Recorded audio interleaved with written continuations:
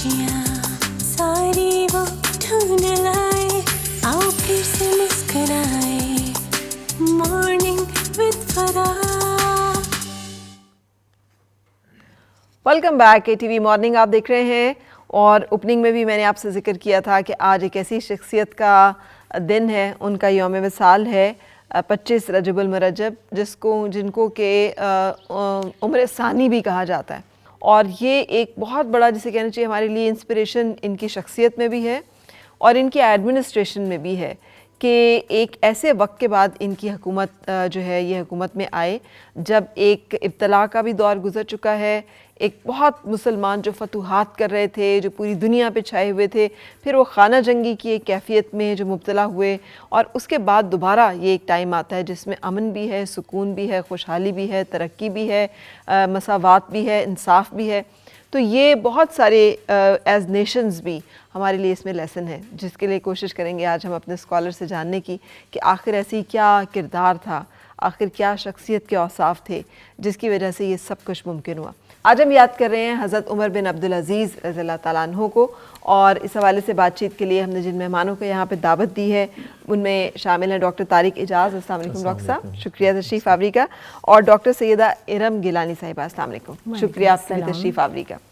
सबसे पहले तो मैं ओपनिंग में अपने व्यूअर्स के साथ जो जिक्र कर रही थी, एक पस मंज़र है, एक बैकग्राउंड है कि किस तरह से ईमान की औसाफ जो है वो मुंतकिल होती हैं नस्ल दर नस्ल। क्या औसाफ है इनकी शख्सियत के जो आप समझते हैं मिसाली हैं? बिस्मिल्लाहिर्रहमानिर्रहीम। देखिए, सैयदना उमर बिन अब्दुल अज़ीज़ रज़ियल्लाहु ताला अन्हु हमारी इस्लाम की तारीख़ के अंदर वो हस्ती हैं, वो शख्सियत हैं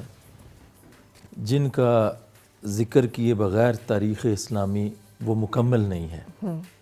अब यही जो सवाल आपने किया कि वो क्या उनकी ज़ात के अंदर ख़ूबियाँ औसाफ हैं जिनकी वजह से आज भी हम बैठकर उनका ज़िक्र कर रहे हैं। तो पहली बात तो ये है कि जो आपका सिलसिला नसब है वो सैयदना उमर बिन ख़त्ताब रज़ी अल्लाह ताला अन्हु के ही ख़ानदान से हैं। तो गोया एक जो आपको अपनी नस्ल से जो खून फ़ारूकी जो था, जिसके अंदर गैरत भी थी, हमीयत भी थी, अदल और इंसाफ भी था, खौफ खुदा भी था, फ़हम व फ़िरासत भी थी, ये चीज़ें आपको उस तरह से उस नस्ल की वजह से जो है वो आपके किरदार के अंदर थीं। मगर सिर्फ यही काफ़ी नहीं है कि किसी की औलाद से या किसी की नस्ल से होना वो सारी चीज़ें आगे ट्रांसमिट की जा सकें। उसके साथ साथ हर इंसान की अपनी ज़ाती जिद्दोजहद, मेहनत और जिस कदर जो है वो कोशिश की जाए उसके हिसाब से फिर उसकी शख्सियत के जो खूबसूरतियाँ हैं, जो खसाइल हैं, वो उभर कर सामने आते हैं। सही। तो हज़रत उमर बिन अब्दुल अज़ीज़ चूँकि बनु उमैया के ये ख़ानदान से ताल्लुक़ रखते हैं, और बनु उमैया का ये ख़ानदान वो था जो एक अरसे तक जो है वो कम व बेश 100 साल तक उन्होंने हुकूमत की है। तो यानी आपका जो ब्रॉटअप है, जो इब्तदाई ज़िंदगी है, वो एक शाहाना, एक शहज़ादे के तौर पर आपने ज़िंदगी गुजारी है। यहाँ तक आता है कि उस टाइम का जो सबसे ज़्यादा एक्सपेंसिव जो ऊँट था, अंबर जिसको कहते थे, वो सैयदना उमर बिन अब्दुल अज़ीज़ अपने अवाइल दौर के अंदर जो है वो इस्तेमाल करते थे। यानी माल और दौलत की कसरत थी, तो अपनी जो ज़िंदगी के अंदर माल और दौलत था उसको अपनी ज़िंदगी में खर्च करते थे। मगर जैसे ही फिर आपकी ज़िंदगी के अंदर एक बड़ी तब्दीली आई, और तब्दीली ये आई कि आपकी ज़िंदगी के अंदर एक ज़ाहिरन आप बादशाह और बादशाह के शहज़ादे हैं, मगर आपकी ज़िंदगी के अंदर तसव्वुफ़, रूहानियत, लिल्लाहियत का जब गलबा हुआ तो वही ज़ाहिर में जो है वो बादशाह के शहज़ादे होकर बातिन से एक सूफ़ी नुमा हुक्मरान की शक्ल में जो है वो उम्मत मुसलमा की खिदमत के लिए ये इस तब्दीली की क्या वो है। और मैं तो वैसे वाकिफ़ नहीं कि इतनी, ये ज़रूर है कि बड़े उम्दा कपड़े पहनते थे और उम्दा, लेकिन आखिर औलाद तो और नस्ल जो है वो तो हज़रत उमर बिन ख़त्ताब रज़ियल्लाहु ताला अन्हु की है कि जिनके ऊपर बैतुल माल से भी सवाल हो गया था कि आपने ये कपड़ा कैसे बना लिया, आपकी तो जो चादर है उसमें आपका कपड़ा नहीं पूरा हो सकता, यानी इस दर्जे वहाँ पर जो है। तो ये जो अमारत जिसका आप जिक्र कर रहे हैं, इसका भी थोड़ा पस मंज़र बताइए, और फिर ये जो तब्दीली आई इसके बारे में भी हम बात करेंगे। लेकिन मैं उससे पहले इरम को भी थोड़ा सा उनका भी पर्सपेक्टिव लेना चाहूँगी कि जैसे डॉक्टर साहब ने बताया कि सिर्फ ख़ानदानी नस्ब नहीं है, अपने किरदार व औसाफ जो है وہ خداوند تعالیٰ کے ہاں بہت مقبول ہیں، اور اسی کی بنا پر یہ تعین ہوتا ہے کہ جو حضرت ابراہیم علیہ السلام کی جو دعا ہے اس کا فیض کس کو ملنا ہے، اور وہ نسل میں تو چلے گا لیکن اس نسل میں سے کون اس کا اہل ہوگا، اس کا تعین جو ہے وہ رب تعالیٰ میرٹ پہ فرما رہے ہوتے ہیں۔ تو آپ کے نزدیک کیا اہم باتیں ہیں جن کا آپ تذکرہ کریں گی جب ہم حضرت عمر بن عبدالعزیز کا ذکر کریں رضی اللہ تعالیٰ عنہ؟ جی بسم اللہ الرحمن الرحیم، اللہم صلی اللہ سیدنا محمد وعلی آلہ وصحبہ وبارک وسلم۔ دیکھیں جب ہم ان کی پرسنالٹی کو انالائز کرتے ہیں، دو امپورٹنٹ فیکٹر آپ کو نظر آتے ہیں، بیفور خلافت اینڈ آفٹر خلافت۔ خلافت سے پہلے جب آپ دیکھتے ہیں ان کی بڑی لیوش قسم کی لائف ہے، ان کا ڈریس، ان کا سٹائل، ان کا لائف سٹائل، ان کی فیملی، والد صاحب ان کی مصر میں گورنر تھے، اور آپ ہی دیکھیں کہ کسی چیز کی ان کو کمی نہیں تھی لائف میں، بہت دولت مند ہر طرح سے، یعنی لوگ ان کے سٹائل کو ایون فالو کرتے تھے، رول ماڈل بناتے تھے ان کا یہ سٹائل ہے۔ 100 درہم کی وہ چادر پہنا کرتے تھے، جو لباس ایک دفعہ پہنتے تھے بعد میں وہ پہنتے نہیں تھے، جوتا بہت مہنگا ترین وہ پہنتے تھے۔ جب آپ اس پرسنالٹی کو دیکھتے ہیں اور جب اس کے خلافت کے بعد دیکھتے ہیں کہ ایک جوڑا اسی میں آپ کی ڈیتھ ہوتی ہے، اسی کو بار بار آپ دھو کے پہنتے ہیں، what was that؟ اس میں جو فیکٹر ہے وہ یہ ہے کہ توکل اللہ، جو ان کا بیسک ان کا لائف کا تھیم تھا، انہوں نے کہا تھا کہ توحید اور حدیث بیسک تھیم انہوں نے اپنی لائف کو یہ بنا دیا، اور ریکنسٹرکشن پریویس لائف جو آپ کی لیوش قسم کی لائف ہے کہ شخصیت پرست نہیں، صرف گاڈ، صرف خدا اور نبی پاک صلی اللہ علیہ وسلم کی ذات۔ جب آپ اس فیکٹر پہ آئے تو جب آپ کو اتھارٹی ملتی ہے، پاور ملتی ہے، وہ اتھارٹی وہ پاور جو اس سے پہلے بہت جو ہے کرپٹڈ تھی، بالکل پائس نہیں تھی، اور آپ اس کے فیکٹرز دیکھیں کہ اسلام کا بالکل اینٹی اسلامک جو ہے وہ آپ کو نظر آتا ہے پرسپیکٹیو، لیکن اس کو پیوریفائی کرنا، اتھارٹی کو، پاور کو پیوریفائی کرنا with the base of the تقویٰ، توکل، یقین کہ جو کچھ ہے وہ صرف اللہ کی ذات ہے۔ جب ان کو بیعت کے لیے کہا جاتا ہے، خط جو ہے سلمان بن عبد الملک جو ہیں وہ بیعت کرتے ہیں، بیسکلی وہ ایک خط لکھتے ہیں اور اس میں خط میں مختلف جو ہے وہ لوگوں کے نام لکھتے ہیں، ٹاپ ان کا نام ہوتا ہے، کیونکہ ان کو پتا تھا کہ انہوں نے بیعت جو ہے وہ نہیں کرنی، انکار کر دینا ہے، پہلے بھی گورنر رہ چکے ہیں یہ، تو جب ان کو خط ملتا ہے سب سے ٹاپ ان کا نام ہوتا ہے، تو لوگوں سے سب سے پہلے ٹرانسفارمیشن کیا آتا ہے، پہلے تو وہ موروثیت تھی وہاں پہ، منارکی تھی کہ ٹرانسفارم ہو رہی ہے نسل در نسل، پہلی ڈیکنسٹرکشن جو انہوں نے کی جب خط آتا ہے تو لوگوں سے کہتے ہیں کہ میں اس بیعت کو ختم کرتا ہوں۔ پہلی چیز انہوں نے انیشیٹو لے رہے ہیں کنسلٹیشن، لوگوں کا کنسلٹیشن کہ کیا آپ لوگ مجھے قبول کرتے ہیں؟ لوگ کہتے ہیں کہ ہاں قبول، وہ کہتے ہیں کہ بہت بڑی ذمہ داری ہے امت کی، پہلے تو انڈیویجول لائف ہے نا، لیکن اب خلافت، آپ نے مجھے بادشاہ بنایا، خلافت آ گئی ہے، بہت بڑی ذمہ داری ہے، کیا آپ مجھے قبول کرتے ہیں؟ لوگوں نے اس کے بعد نے کہا کہ ہاں ہم آپ کو قبول کرتے ہیں۔ تو پہلی جو ڈیکنسٹرکشن آپ نے کی کہ یہ موروثیت نہیں ہے، یہ آپ کی کنسلٹیشن سے ہوگی، جمہوریت ہے، لوگوں کی اوپینین ہے۔ جب لوگوں نے قبول کیا تو اتنا وہ گھبرائے، اتنی کپکی ان پہ تاریخ کہ کہتے ہیں، تاریخ بتاتی ہے کہ 2 لوگوں نے پکڑ کے ان کو ممبر پہ لے کے گئے، اور جب ممبر پہ لے کے گئے تو انہوں نے پہلے کہا کہ سب سے پہلے خدا کی حمد و ثنا بیان کی، انہوں نے فرمایا کہ یہ اللہ تعالیٰ نے مجھ پہ بہت بڑی ذمہ داری لائی ہے، میں اپنے آپ کو اس قابل نہیں سمجھتا، لیکن جو نظام چلے گا وہ خالص اللہ تعالیٰ کے قانون کے مطابق چلے گا۔ بالکل صحیح۔ شروع میں انہوں نے قرآن اور حدیث کا علم لیا ہوا تھا، مطلب کافی زیادہ ان کی سوشل جو گرومنگ تھی، ان کے والد صاحب نے ان کو مدینہ میں چھوڑا ہوا تھا، خود جب مصر میں تھے تو باقاعدہ ان کی پوری جو ہے، ظاہر اللہ تعالیٰ جب کسی کام کے لیے چنتا ہے تو بڑا حسن جو ہے انتظام بھی فرما دیتا ہے، تو ان کی تربیت کے لیے جو ہے وہ بڑا اعلیٰ جو تھے وہاں پہ استاد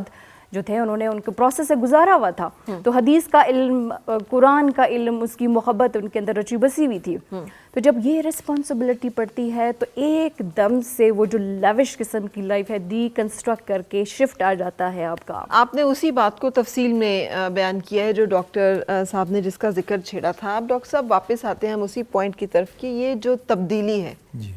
کہ اس کا محور و مرکز، اور پھر یہ ہمیں کیا بتاتی ہے؟ کیونکہ ایک چیز تو ہمیں اس سے یہ پتہ چلتا ہے کہ بچپن میں اس طرح کا مائنڈ سیٹ اور اچانک پھر ساری چیزیں باوجود ہونے کے اپنے پاس ان کو چھوڑ دینا. اس لیے مالک بن دینار سے کسی نے پوچھا کہ آپ بڑے زہد اور تقوی والے ہیں. انہوں نے کہا میری بات چھوڑو, اصل تقوی والے عمر بن عبدالعزیز ہیں. اس کی وجہ یہ ہے کہ انہوں نے وہ سب کچھ چھوڑ دیا ہے جس کا ان کو اختیار تھا, تو اصل اللہ کی رضا کے لیے چھوڑ دیا. تو یہ کیسے یہ تبدیلی آئی؟ اس میں سب سے بڑا رول جو پیرنٹس کا ہوتا ہے کہ اپنے بچے کے لیے کون سا ادارہ, کون سے استاذ کو چوز کرتے ہیں کہ وہ ان کی زیر تربیت رہ کر وہ کانسیپٹس لے سکے جس میں پھر اس کی زندگی کے اندر ایک چینج آ سکے. تو والد صاحب چونکہ وائسرائے تھے ایجپٹ کے, 20 ایئرس سے انہوں نے وہاں پہ سرو کیا, اور وہ بھی بڑے تقوی والے, خوف خدا رکھنے والے, مخلوق خدا کی خدمت کرنے والے. اور ایجپٹ جب یہ پروونس تھا اسلام کا تو ان کے دور کے اندر بڑی ترقیاں ہوئی وہاں پہ. تو ان کو ایٹ دی سیم ٹائم یہ کنسرن رہتا تھا کہ بیٹے کی تعلیم اور تربیت, چونکہ خود وہ حکومت کی ذمہ داریوں کے اندر مصروف تھے, تو مدینہ طیبہ کے جو مشہور محدث تھے حضرت صالح بن کیسان, بڑے اللہ والے اور حدیث رسول کا درس دینے والے, حضرت عمر بن عبدالعزیز کو ڈائریکٹ ان کی کیئر کے اندر رکھا. تو انہوں نے ان کو زندگی گزارنے کے آداب سکھائے, اللہ کی توحید کا درس دیا, حضور کی سنت اور سیرت کا درس دیا. تو اس طرح سے ایک تو صحبت صالح کے اندر رہ کر ان کی زندگی کے اندر تبدیلی آئی, اور دوسرا پھر انہوں نے جو تعلیمات ٹرانسمٹ کی آپ کی ذات کے اندر وہ آپ کی زندگی کا حصہ بنتی چلی جائیں, جس وجہ سے آپ نے جو اپنے شاہانہ طرز زندگی کو چھوڑ کے قناعت, توکل, تقوی اور اللہ کی جو رضا ہے اس میں راضی رہنے والی زندگی کو اپنی زندگی کا اوڑھنا بچھونا بنا لیا. یہیں سے پھر آگے چل کر آپ نے مسند خلافت جب آپ کو first as a governor of Medina جب ملی, تو ہم دیکھتے ہیں کہ آپ کا جو پہلا جو ٹائم ہے ایز اے گورنر آف مدینہ, تو آغاز سے ہی آپ نے شہر مدینہ کو بحیثیت گورنر وہ ریفارمز کیں کہ جو اس سے پہلے کے اموی خلفاء جو ہے وہ نہیں کر سکے تھے. اس کی وجہ کیا ہے؟ کیونکہ ہم نے حضرت عمر فاروق رضی اللہ تعالیٰ عنہ کا دور جو ہے وہ بھی مسلمانوں کی تاریخ کا سنہرا دور کا ہے, اور اس کے بعد دوسرا سنہرا دور جو کہا جاتا ہے حضرت عمر بن عبدالعزیز رضی اللہ تعالیٰ عنہ کا ہے. یہ حسن اتفاق ہے کہ ادھر بھی سنہرا دور ایڈمنسٹریشن اور یہی فقر کی کیفیت جو ہے یہ ہمیں اپنے کمال پہ نظر آتی ہے, اور یہاں پر بھی. ایک تو اس میں جو ان کی سیرت کے اندر مختلف ہسٹورین نے یہ واقعہ کوٹ کیا ہے کہ سیدنا عمر بن خطاب رضی اللہ تعالیٰ عنہ ان کی ایک پیشن گوئی تھی, اور دل کے اندر ایک تمنا تھی, خواہش تھی, جس کا اظہار بھی انہوں نے کیا, اور ہسٹری کی کتابیں کے اندر یہ ان کا یہ واقعہ منقول بھی ہے. تو وہ دعا کرتے تھے, یا اللہ کوئی میری اولاد سے, میری نسل سے کوئی ایسا کوئی شخص پیدا ہو جو پھر سے دنیا کو جو ہے وہ میری طرح عدل سے بھر دے. تو یہ ان کی فور سائٹڈنس بھی تھی. اور پھر دوسرا وہ واقعہ کہ جب آپ نے وہ دیکھا ایک بچی جو ہے وہ ماں کے ساتھ رات کے پچھلے پہر میں جو ہے وہ گفتگو کر رہی ہے. یہ میں یہی بتا کے آئی ہوں اوپننگ میں کہ یہ سب چیزیں جو واقعات, تو وہ اس ریفرنس سے انہوں نے یہ رات کے اندھیرے میں جب یہ اس بچی کا یہ خوف خدا کی کیفیت دیکھی کہ دیکھیں والدہ اگر خلیفہ وقت نہیں دیکھ رہے, اللہ تو دیکھ رہا ہے. تو اگلے دن انہوں نے بھیجا, جا کر پتہ کیا کہ ان کے کوائف کیا ہیں, یہ کون لوگ ہیں. پھر فائنلی اس گھر کو اپنے رشتہ کے لیے چوز کیا. تو وہاں سے پھر ان کی نسل سے سیدنا عمر بن عبدالعزیز پیدا ہوئے, اور وہ جو ان کی پیشین گوئی تھی اللہ رب العزت نے, چونکہ حضرت سیدنا عمر بن خطاب رضی اللہ تعالیٰ عنہ کا ایک لقب محدث بھی ہے. ایک ہوتا ہے محدث اور ایک محدث ہوتا ہے. محدث تو وہ ہستیاں ہیں جو حدیث رسول کو بیان کرتی ہیں, لیکن آپ کا ایک لقب محدث ہے, یعنی کہ آپ کے اوپر جو آپ کے قلب کے اوپر اللہ کی طرف سے بہت ساری چیزیں ایسی القاء ہوتی تھیں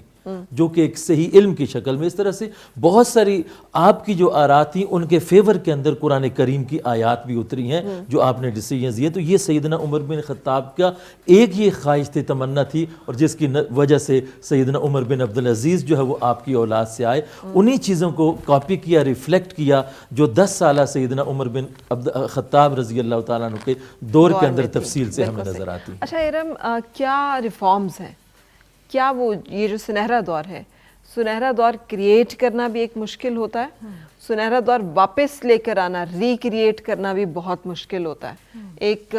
کریٹ کرنے میں تو آپ نے زیرو سے آپ سٹارٹ کر رہے ہیں نا, آپ کے پاس کوئی ماڈل نہیں. ایک تباہی کے بعد پھر دوبارہ اس کو جو ہے از تعمیر جو ہے وہ بھی بہت مشکل ہوتی ہے. تو ایسی کون سی امپورٹنٹ ریفارمز تھیں اور ڈیسیجنز تھے جنہوں نے یہ ساری صورتحال جو ہے تبدیل کی, مسلمانوں کی اس وقت کی دور حکومت کی اور عروج و زوال کی جو پوری داستان چل رہی تھی؟ اچھا، عمر بن عزیز رحمۃ اللہ علیہ کو جو ہے وہ ریوائولسٹ بھی کہا جاتا ہے، مجدد بھی کہا جاتا ہے. امام احمد بن حنبل نے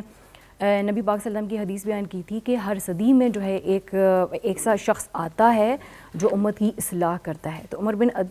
عزیز رحمۃ اللہ علیہ کے بارے میں کہا جاتا تھا کہ یہ صدی کے مجدد ہیں. مجدد وہ ہوتا ہے جو آپ کی آپ کی جو ریلیجس افیئر ہے امت کے، اس کی اصلاح کرتا ہے. اگر آپ بیک گراؤنڈ پیچھے آپ دیکھیں تو آپ دیکھیں کہ حالات کیا تھے. کربلا بھی ہوئی، پھر مدینہ میں جو 3 دن کے لیے حالات چھوڑ دیے گئے. مطلب ہر طرح کی جو ڈسپیرٹیز اور مطلب جس طرح کی آپ کہہ سکتے ہیں سوسائٹی کے اندر کوئی سوشل ایول جتنے بھی آپ کو نظر آتے ہیں وہ تھے وہاں پہ. تو جب اس طرح کے حالات آتے ہیں، اپنے انتہا پہ تھی، اپنی انتہا پہ تھی. جب اس طرح کی آپ کنڈیشن دیکھتے ہیں تو الٹیمیٹلی جب آپ بیسٹ رول ماڈل کس کو لیتے ہیں؟ اللہ کا قانون اور نبی پاک صلی اللہ علیہ وسلم کی حدیث. دا فرسٹ تھنگ، جو پہلی ریفارم جو تھی وہ یہ تھی کہ آپ کی اپنی جو ہے وہ مرضیاں نہیں ہے. جو کہ پہلے بادشاہ تھے ان کی ہر ایک کی اپنی اپنی جو تھی آرا تھی اور اپنے اپنے ماڈلس کے اوپر انہوں نے جو ہے اپنی حکومت چلائی. انہوں نے کہا نہیں، جو اللہ اور اللہ کا قانون ہے پیورلی بیسڈ آن دوز جو اسٹینڈرڈز ماڈل، اس کے اوپر جو ہے وہ بیس کرتی ہے. نمبر 2، آپ نے کہا تھا کہ امت کے ایک بندے کو ان کا رائٹ ملے گا. اس سے پہلے رائٹ کی کوئی بات نہیں تھی. رائٹس اگر تھے تو صرف امیر لوگوں کے پاس تھے. لیکن جو سب سے بڑی چینج آیا، سب سے بڑا ریولوشن آیا، امت کے ایک بندے کو جو ہے، جو ان کی جو پالیسی تھی بڑی کمپیشنیٹ پالیسیز تھیں کہ آپ نے وظیفے مقرر کیے تھے غریبوں کے لیے، بیماروں کے لیے وظیفے مقرر کیے تھے. پھر آپ نے پورے جو گورنرز تھے ممالک کے ان کو خطوط لکھے اور انہوں نے بتایا تھا کہ جو کیا کہتے ہیں آپ کے پاس مسافر آتے ہیں، مسافروں کے لیے کم از کم 2 دن آپ نے رہنے کے لیے انتظام کرنا ہے. I mean, this is something very extraordinary thing کہ آپ اتنی ڈیپ، اتنی مائنیوٹ مائکرو لیول کے اوپر جا کے چیزوں کو جو ہے وہ نوٹس کر رہے ہیں اور ریفارم لے کے آ رہے ہیں، ریکنسٹرکٹ کر رہے ہیں چیزوں کو اور ریکنسٹرکٹ کر رہے ہیں نئے طرز فکر کے اوپر. اور پھر آپ دیکھیں کہ کوئی غریب جو ہے آپ کے پاس آتا ہے، اپنی جو ہے پرابلم لے کے آتا ہے، کوئی بھی مسئلہ لے کے آتا ہے تو اسی وقت جو ہے وہ آپ کو سارٹ آؤٹ کرتے ہیں. اس کی ایگزامپل، ایک بندہ آپ کے پاس آیا، اس نے کوئی پراپرٹی کا جو ہے مسئلہ تھا تو اس کی بات کی، تو اسی وقت فوراً آپ نے گورنر کو خط لکھا اور اس کے جو ہے وہ صرف مسئلے کو صرف حل نہیں کیا. آپ نے اس بندے سے پوچھا کہ آپ نے جتنا ٹریول کیا ہے اس کا ایکسپینس کتنا آیا ہے، اس کا خرچہ کتنا آیا ہے. یعنی آپ یہ دیکھیں کہ اتنے لیول کا جسٹس، اتنی مائنیوٹ لیول کا جسٹس کہ آپ یہ بھی دیکھ رہے ہیں کہ بندہ آیا ہے، خوار ہوا ہے، اتنے زیادہ اس کو جو ہے وہ ویلیو ہوئی ہے، تو آپ نے پھر اس کو جو ہے وہ خرچہ بھی دیا اور 60 دینار اپنے آپ سے کہ چلو چائے پانی کا جو خرچہ ہے وہ بھی آپ کو جو ہے وہ ملنا چاہیے. پھر ایک عورت آتی ہے، 5 بیٹیاں اس کی ہیں اور آپ کہتی ہیں کہ میری بیٹیوں کے لیے وظیفہ نہیں ہے. پھر ایک بیٹی کا وظیفہ، پھر دوسری کا، پھر تیسری کا، اور ہر بات پہ وہ کہتی ہے کہ شکر الحمدللہ، شکر الحمدللہ. جب 5ویں کی بات ہوئی تو وہ آپ کی جب انہوں نے تعریف کی تو وہ سٹاپ ہو گئے. انہوں نے کہا آپ جو گورنر کے پاس جاؤ اور ان سے کہو کہ وظیفہ مقرر کرے. تو انہوں نے کہا کیوں؟ انہوں نے کہا اب پہلے تم نے اللہ پاک کی تعریف کی تھی، اب تم نے میری تعریف کی. یعنی accountability is at the peak. آپ اتنی اس لیول کی اکاؤنٹیبلٹی کر رہے ہیں، اس لیول کی جو ہے، اور صرف اپنی نہیں، جتنے بھی گورنمنٹ آفیشلز ہیں ان کا جب کرائٹیریا جو ہے سیٹ کیا جاتا تھا، ان کو چنا جاتا تھا، that was based on the piety and justice. کہ اچھا مسلمان کون ہے، اس کا کرائٹیریا جو ہے وہ باقاعدہ سیٹ ہوتا تھا کہ اگر یہ ان کرائٹیریا پہ پورا اترتا ہے تو پھر ناٹ بیسڈ آن اس کے اوپر. بیکاز جو ہم جس چیز کی ہم بات کر رہے ہیں، یہ ہم سمجھتے ہیں کہ کرامات اور کمالات جو ہیں یہی کرامات اور کمالات ہوتے ہیں کہ جب آپ صحیح لوگوں کو صحیح جگہ پہ اپوائنٹ کرتے ہیں، امانت کا اور ان تمام چیزوں کا خیال کرتے ہیں. اس کے اوپر ہم فوکس کریں گے کہ آج کے پروگرام کو کرنے کا مقصد یہی ہے کہ ہم جڑیں ان ویلیوز کے ساتھ جو ہماری کور ویلیوز ہیں. ہم ایک بریک کے لیے رک رہے ہیں اور اس کے بعد پھر حاضر ہوتے ہیں. آؤ پھر سے مسکرائیں اور مل کے گنگنائیں، ہیں گم شدہ جو خوشیاں ساری وہ ڈھونڈ لائیں. آؤ پھر سے مسکرائیں